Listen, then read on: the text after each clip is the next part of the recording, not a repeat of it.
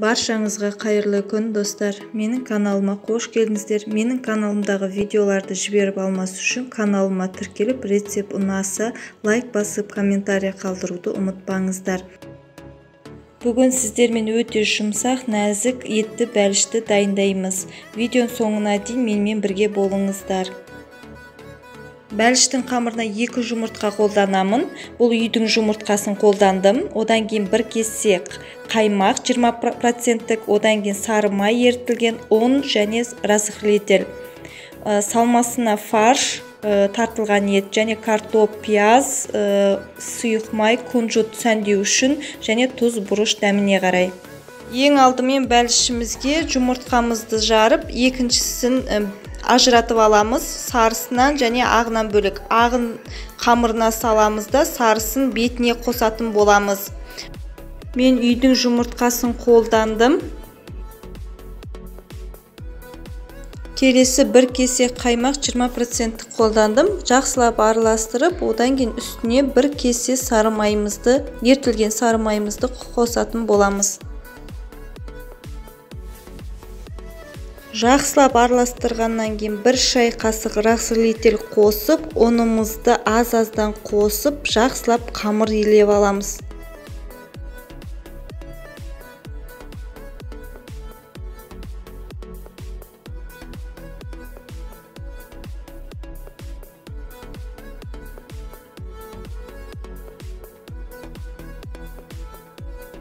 Нанымызды жақсылап үстелдің үстіне қойып, жақсылап илеп аламыз да, жарты сағатқа немесе 1 сағатқа холодильникке қойып қоямыз.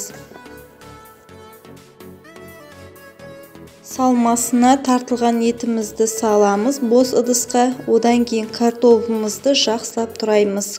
Видеодағыдай ұсақтап.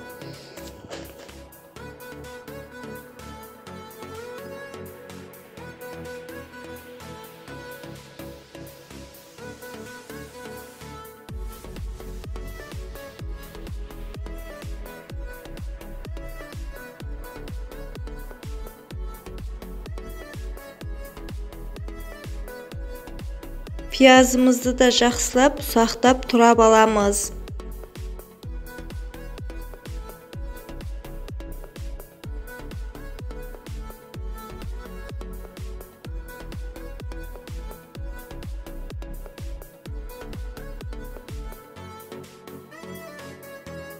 Дәміне қарай тұз, бұрыш қосып, сұйық майымызды қосып, жақсылап араластырамыз.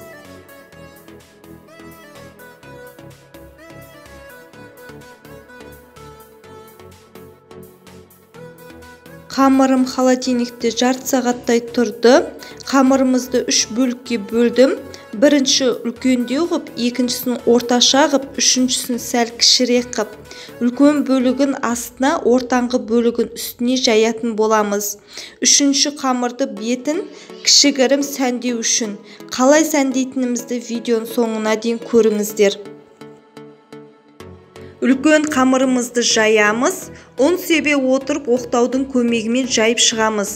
Дайын қамырымызды противенге осылай жайып аламыз да, үстіне салмасын салып, жақсылап біркелкі қылып қасықтың көмегімен жайып шығамыз.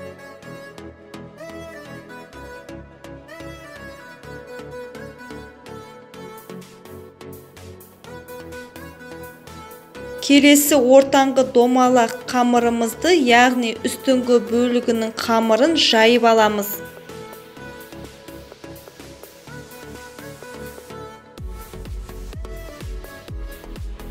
Салмамыздың бетіне екінші жайылған қамырымызды салып, шетін қолымызбен басып шығамыз. Видеодағыдай жан-жағын осылай өріп шығатын боламыз.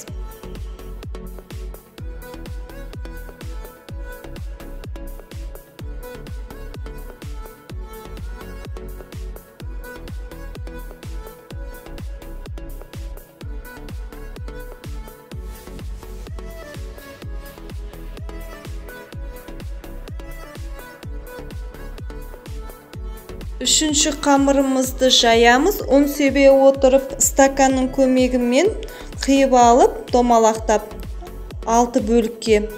Мінекей көріп тұрғаныңызда видеодағыдай 6 бөлікке бірінің үстіне бірін қойып, жақсылап орап шығамыз да,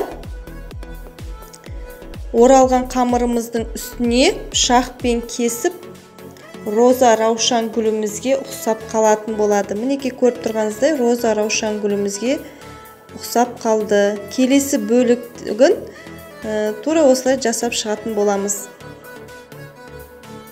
Менде 4 раушан гүл шықты. Осылай 4 раушан, 2 үлкен, 2 кішкентай жасап шықтым. Бәліштің үстіне осылай қойып шығамыз.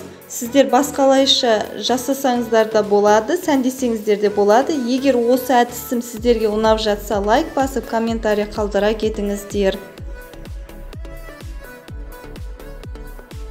Бәлішіміздің бетіне жұмыртқаның сарысын жақсылап жағып шығамыз. Қалауыңыз бойынша кунжут қоссаңыздар да болады. Мен кунжут қостым. Соңында шанышқының көмегімен қамырымыздың үстін басып шығамыз.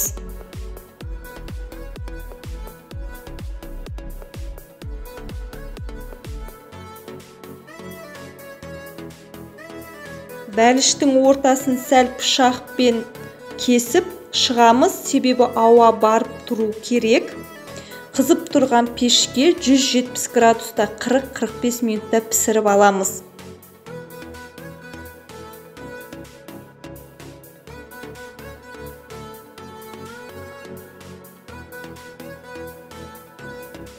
Етті бәлішіміз дайын болды. Осындай әдемі жұп-жұмсақ дәмді болып шығады. Менің видеомды сіздерге ұнаса лайк басып, пікір қалдырып, қоңыраушаны басуды ұмытпаңыздар. Алдағы күнде рецепттер болады. Менімен бірге болыңыздар. Сіздермен бірге болған мен Айдана.